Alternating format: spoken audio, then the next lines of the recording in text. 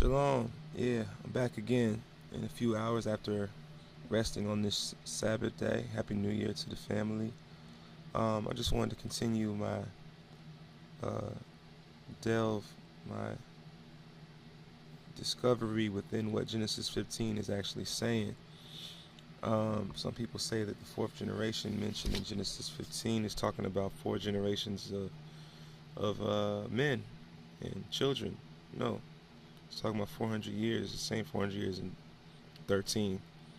Um, Watch that video for an explanation on that with the chiastic style in the writing that shows you that there's a mirror image going on from the 12th verse to the 17th verse of the 15th chapter of Genesis. Okay, so some people believe that 400-year prophecy was talking about the Egypt bondage, the affliction.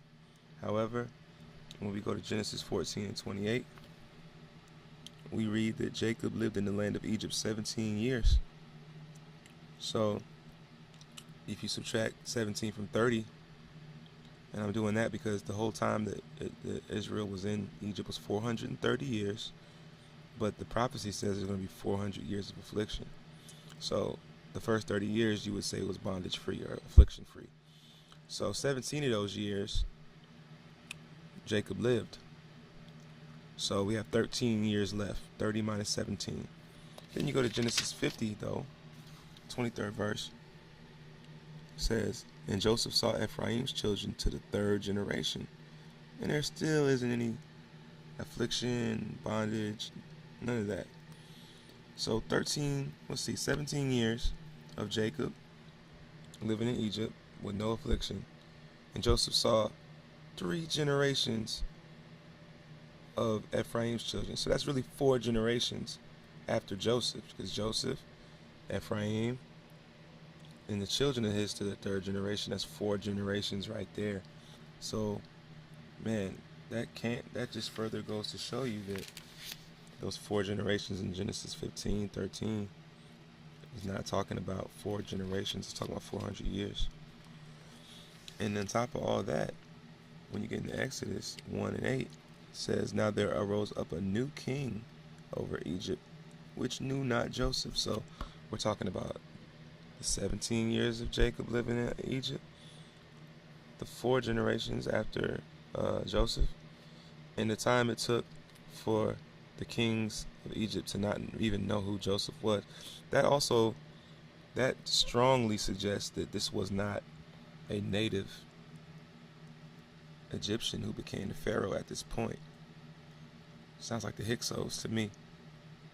It's been a minute since I studied this, but I came to the conclusion that the Pharaoh of this period was not a native Egyptian, and then at some point later, there actually was a return to native Egyptian pharaohhood, and that's when things got real ugly because the foreign invaders, the Hyksos as they've been called, closely resemble Israelites in culture, a culture of being sheep herders and things of that nature, shepherd kings. So that's when you would see that the affliction grew. But hey, another way for you to know that this was not a native was because he said unto the people, the new king, come, let us deal wisely with them, lest they multiply and it come to pass. Oh, sorry, let's go to 7 first. The children of Israel were fruitful and increased abundantly and multiplied and waxed exceeding mighty, and the land was filled with them. All right. So, come on, let us deal with them, lest they multiply and it come to pass. Oh, sorry, I keep skipping the verse. The 9th verse, and he said unto his people, behold, the people of the children of Israel are more and mightier than we. Now, when was it ever even hinted at that Israel was more in number than native Egyptians? Nah, never. We you'd be crazy to think that. Especially when the Most High told the children of Israel as they were leaving that we were chosen because we were small among nations. You know, he didn't choose us for our righteousness or our great numbers.